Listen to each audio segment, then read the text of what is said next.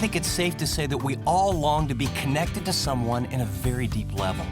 But for most of us, we don't know how to get there. Well, I've got some good news for you. There are 4 keys to cultivating intimacy in your marriage. They come straight out of Scripture. And today, I'll share the first 2 keys that can help you grow in connectedness to your mate.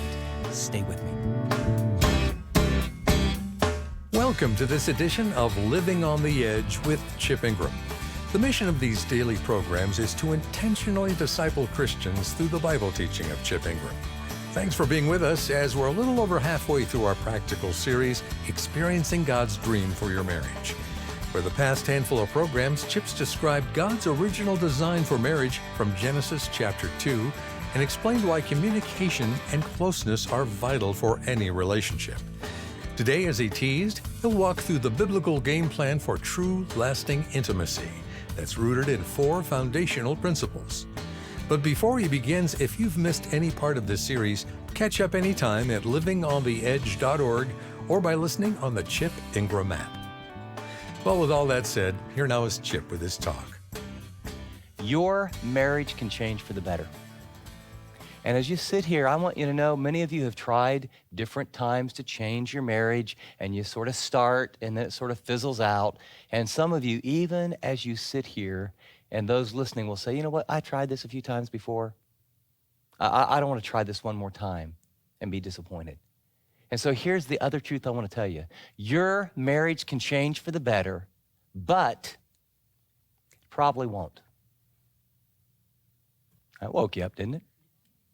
And it probably won't, not because God doesn't have a great plan, not because there's not power, not because you know enough right now to begin to put some things into practice that would cause a revolution. It won't because we have a faulty view of how life change occurs. The average person thinks that listening to truth brings about life change.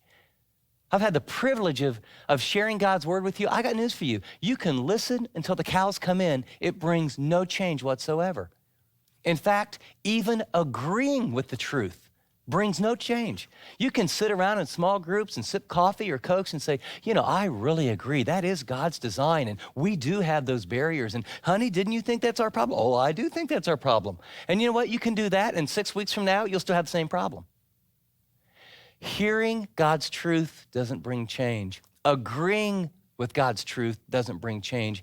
Even agreeing that you need to change in what you've heard doesn't bring change. Only one thing brings change: acting on the truth.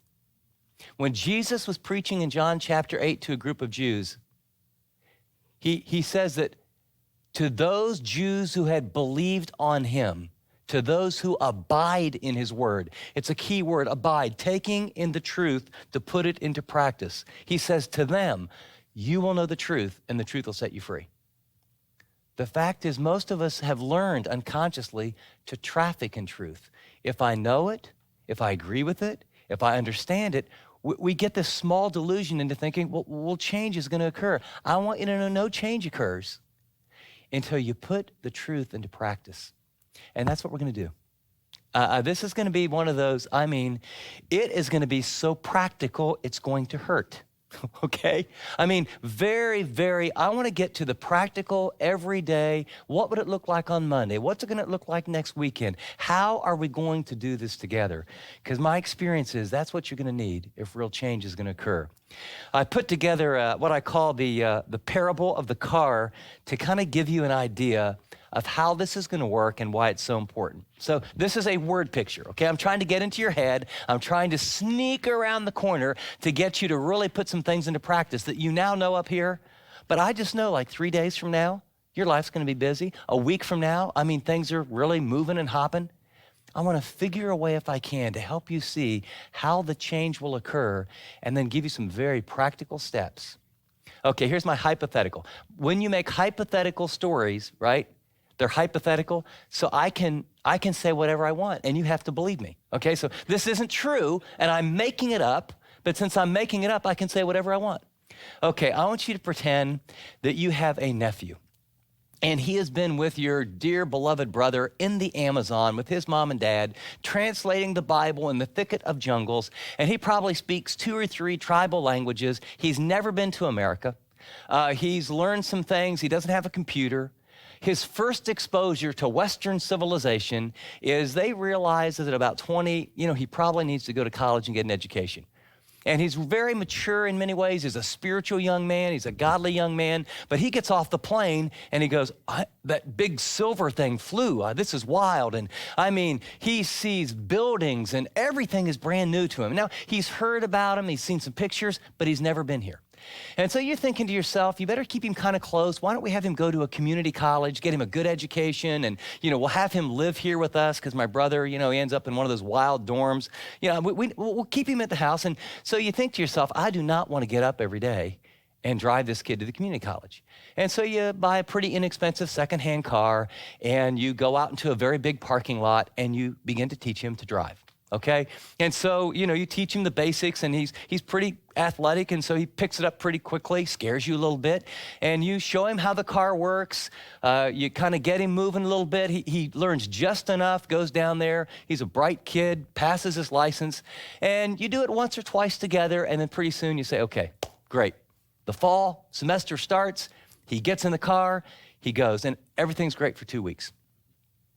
And then the other thing you informed him of is these magical little boxes that you can open up called cell phones.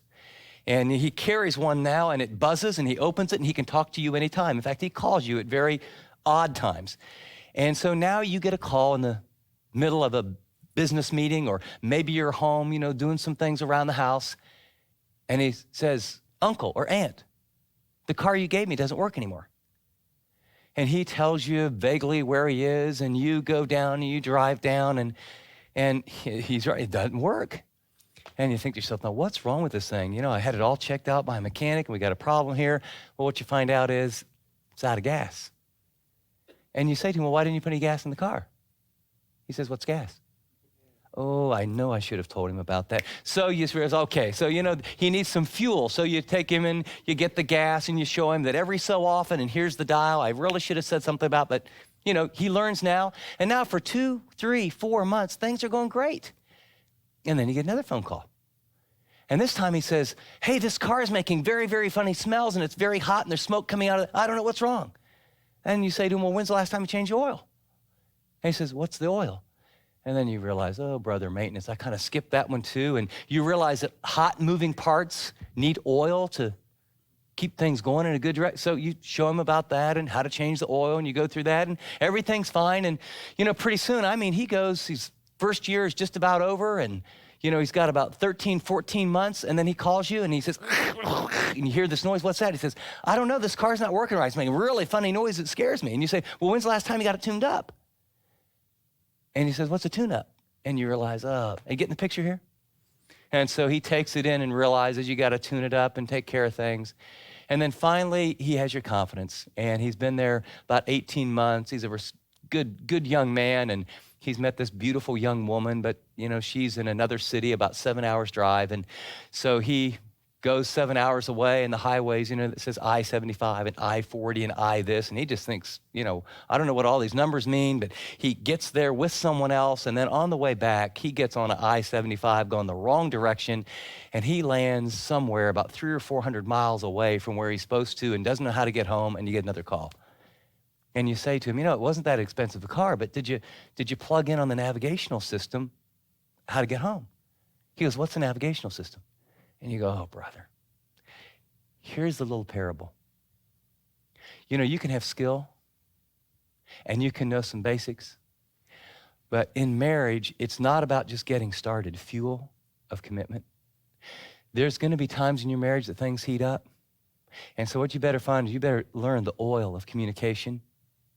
And then every marriage, I don't care how good it is, and you can set goals and work at things, there's times where you got to stop your marriage and get the marriage car off the road and get it into the shop and get some time away from everybody and have some nice walks and some good talks and some good food and reassess where you've been, and you got to tune up your marriage. And if you don't do that on a regular basis, guess what? The same thing that happens to a marriage happens just like with a car. And finally, you can be going in a marriage and be working and get so close to everything, you never ask yourself, what direction are we going as a couple? It gets so focused on just us and our fulfillment, and if you have kids, our kids, and what are we doing here and there? And so all of a sudden you drift as a couple and you wake up 10, 20, 25 years, and you realize that you never thought through. There was no navigational system about what's the mission, what's our co-mission from God, why are we here? And what I want to give to you in just very, very practical ways with tools is to how to keep fuel of commitment in your marriage, how to oil it on a regular basis, how and why to take a tune-up, and then finally, how to lock in a navigational system that will set your car in alignment with what God wants to do. Does that make sense? So see, when you make up these stories, sometimes they make the point, they're not all that interesting, but you do the best you can. But you got a car called marriage, and it runs out of fuel quickly, doesn't it? And it needs oil, requires a tune-up, and you better know where you're going. So with that, open your notes with me and let's dig in together. We've been through the parable of the car. Most marriages do not work. This is how to make yours the exception. Most cars don't run forever, but people who do these 4 things with their cars, they last a very, very long time. And so first I want to talk about the fuel of commitment. The fuel of commitment. And the definition is a lifelong choice of unconditional love to an imperfect person. And circle the word choice. The fuel, this is what keeps your marriage going. It's not your feelings. That's what you're being told. Your feelings come, your feelings go. The fuel of commitment is a lifelong choice. When you feel like it, when you don't feel like it, not to a wonderful, I love them all the time, they come through for me person, but to an imperfect person. Remember I said earlier, love is giving to another person what they need the most when they deserve it the least at great personal cost. And if there's one thing I want you to get about the fuel of commitment, so many people give up on their marriage because they get love and infatuation confused. Love has nothing to do with feelings. Love is about choices. Can I give you a biblical illustration? Final night on the earth, Jesus, he's in the garden. Does Jesus love you? Yes or no? Yes. Did Jesus feel like going to the cross to pay the penalty for your sin? Yes or no? No. In fact, so much so that here he is on his knees and he's praying and he's realizing not simply that they're going to stick thorns in his head, not simply that he's going to be drugged through half naked, that he's going to be humiliated by the people that he made and created and loved, but there's going to become a time where there's going to be a separation from the Father, a cosmic division that has never occurred in all eternity as he would become your sin substitute. And it's so intense that he's praying and he's sweating like great drops of blood. And what does he pray? Father, if there's a plan B that we haven't thought of in the Godhead, let's go with that one. Isn't that really what he prayed? I don't want to do this. I don't want to do this. I don't want to do it, but nevertheless, not my will, but yours. That's what it requires for the fuel of marriage. Love is a commitment that you make. The mandate is Matthew 19, 3-8. If you read it, you find that classic passage that most of you heard where Jesus is asked about divorce and remarriage, and he says, what God has brought together, let not anyone pull apart or pull asunder. I remember when I got married to Teresa and thought about the gravity of the commitment, I thought I needed a word picture, and we would go visit her folks, and they live, way in the hills of West Virginia. And in the hills of West Virginia, you can walk out of their house and it just kind of goes straight up and it's rock. And then it goes hills like this. And they had a little house that had a spring. And what they often do is they would dig out the hill. And so you have a spring and it's cool. And then they build a little house into the mountain so it's all rock except for this door. And then they would keep all kind of canned goods. I thought if there was ever like a big war, this would be a great place to be. Plenty of food and rock all around you. And I remember thinking about, because everyone gets afraid, I think, when you're getting ready to get married and little cold feet, and thought about, do I really love her? Not how do I feel. Do I love her to the point that no matter what? And I remember this little word picture came to my mind. And just as I was praying, I think the Spirit brought it to my mind. I pictured Teresa and I walking into this little spring house that's, maybe 10 by 10. And there's water, and there's enough food forever.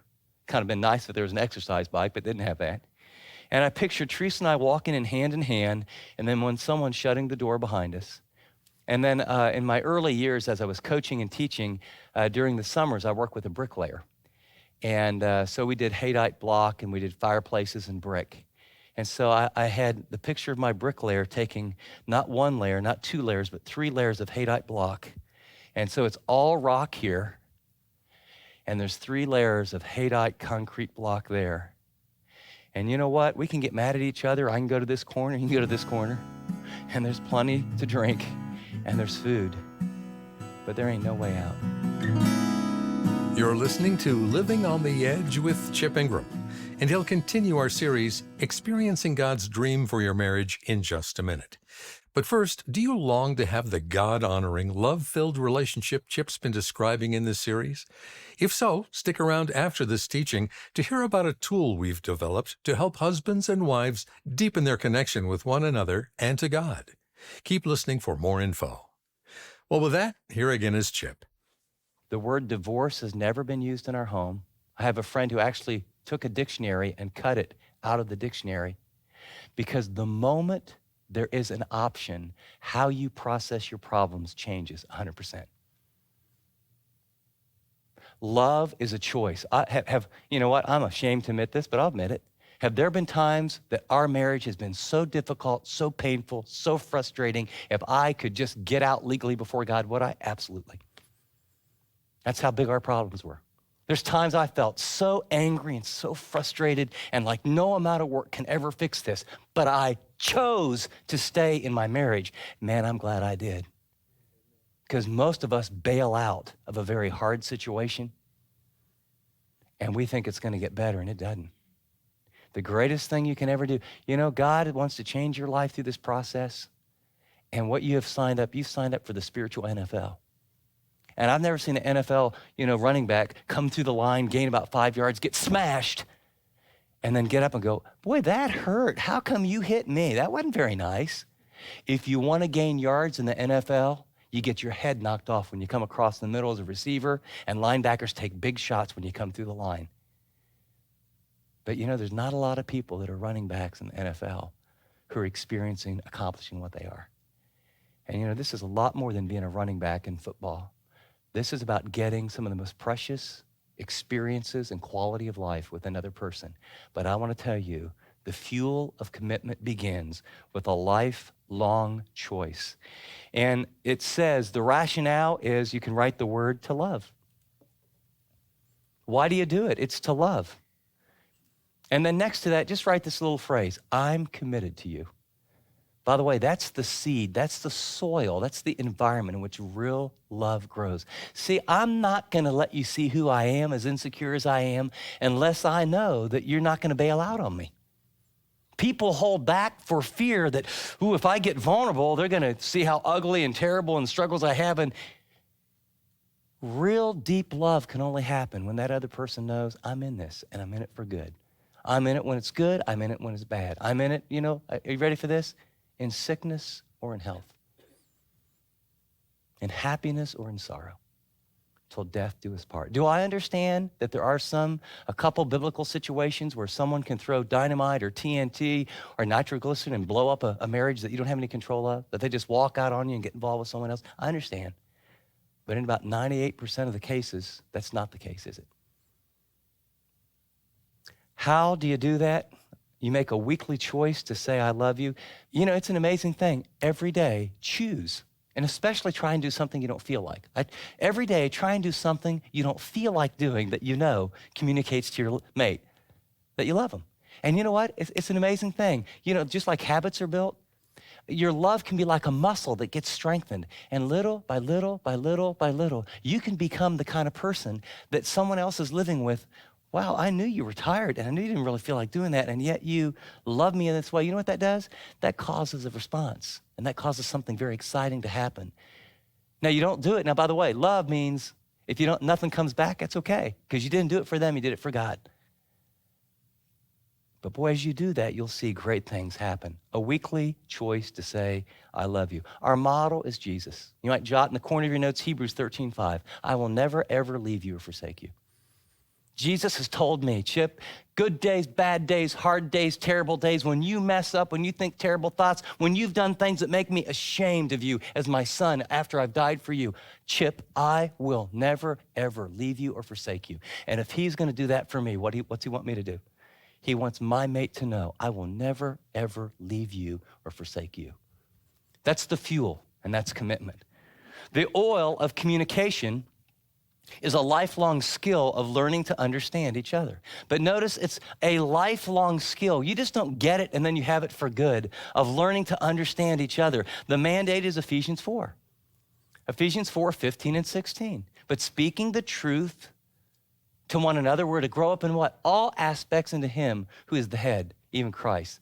And it goes on to say, by that which every joint supplies, according to the proper working of each individual part, causes the growth of the body to the building up of itself in love. And so, when parts start moving, you make progress, they overheat, you need some oil in the relationship, and communication does that. And the rationale is to know. You want to communicate. Loving says, I'm committed to you. Communication says, I want to know you. I want to know all about you. I want to be a student of you. I want to learn your likes and dislikes. I want to be close to you, so I need to know who you are. And when you know them, then that little phrase you learn is, I trust you. That's what you communicate when you communicate. When you say, I really want to get to know you, if that choice says, I love you, this says, I trust you. I trust you. Well, why do you say that? Because I'm going to progressively take the zipper of my heart of who I really am, and I'm going to keep lowering it. And I'm going to take my heart with vulnerable stuff that if you wanted to, man, you could hurt me very badly. You do understand the people that can love you the most can wound you the most deeply. And so it takes trust. And so what you do is little by little, you kind of put your heart out on that platter. These are my fears. These are my dreams. These are my struggles. And how you handle those will tell me how I'm going to respond to you next time. This is Living on the Edge with Chip Ingram, and you've been listening to part 1 of Chip's message, 4 Keys to Intimacy, from our series, Experiencing God's Dream for Your Marriage. Chip will be back shortly to share some helpful application for us to think about. Many philosophers and writers have likened marriage to a journey or an adventure. So if that's true, how do we know where to go next or what to do? Well, through this series, Chip will share God's roadmap to a flourishing relationship between a husband and wife. Learn how to better communicate, build deeper intimacy, and navigate conflict when it comes. Whether you've been together for 40 years, engaged, or terrified of the possibility of getting married, you're going to learn a lot from Chip's teaching. Well, I'm joined in studio now by Chip. And Chip, you said earlier in the series, communication is the highway upon which love travels. What did you mean by that? What I mean by that is you can love your mate with all your heart and with the very best of intentions and do what you really think is communicating love. And let me just tell you from personal experience, you can absolutely miss it. For years and years, I was trying so hard in my marriage, and I was kind of speaking Italian, and she only spoke French. And what I mean by that is that there's a language that communicates to your mate, but you may not use the same language. So for me, verbal affirmation, physical touch, those things communicate, wow, I really feel loved. Well, to my wife, it was acts of service. It was like vacuuming the floor, taking out the garbage, and then meaningful time together were hers. And so I was doing one thing, and she was, like, hey, here's a great dinner, and look how clean the house is. And I'm going, okay, thank you very much. And so we had to learn the other person's love language, and then for us, having the tools that when there is conflict, how do you resolve it without attacking the person? And so out of that led us to marriage counseling, and out of that led us to a number of tools that really helped us learn how to speak the other's language and how to resolve conflict and how to really communicate. And that developed into a small group series called Experiencing God's Dream for Your Marriage. Let me encourage you, watch it by yourself if you have to, but better, get 2 or 3 couples, and I will guarantee one thing. It'll get deeper, richer, and better. Dave, why don't you tell them how to get it? Well, to order the small group study guide or the DVD, go to livingontheedge.org or call 888-333-6003.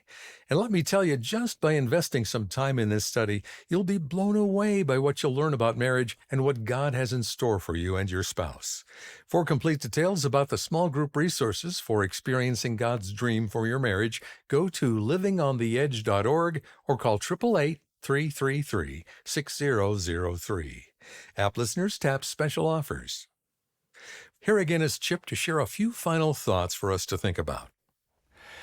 As we close today's program, I want you to know that key number 1 was commitment, and key number 2 is communication. I use the metaphor of the car. Now, here's what I want you to do. I want you to do something very specific to enhance your communication. I talked about this a little bit earlier in the series, but this has been the most helpful tool for communication in my marriage and literally in thousands of couples. I call it a conference.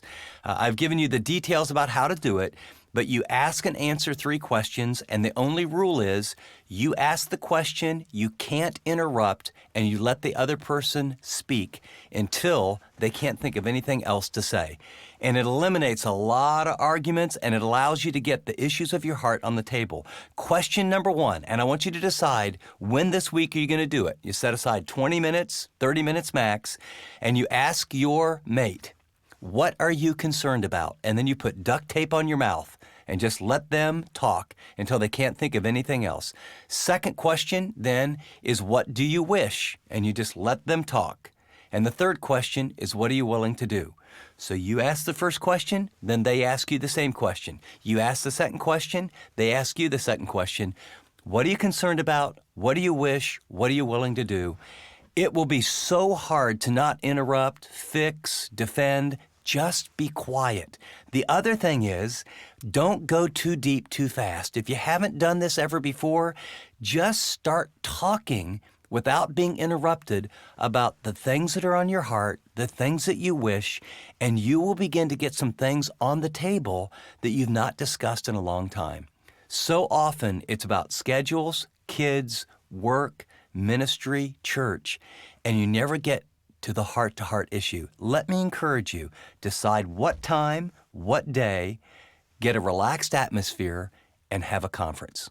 It'll really get the ball rolling in the area of communication. Great advice, Chip. And before we go, the points Chip just reviewed come right from his message notes, a great resource to help you get the most out of every program. It provides you with Chip's outline, all of the scripture he references, and lots of fill-ins to help you remember what you're learning. So before you listen again, let me encourage you to download Chip's message notes at livingontheedge.org under the Broadcasts tab. App listeners tap Fill in Notes. Well, join us next time as Chip continues his series, Experiencing God's Dream for Your Marriage. Until then, I'm Dave Drury, thanking you for listening to this edition of Living on the Edge.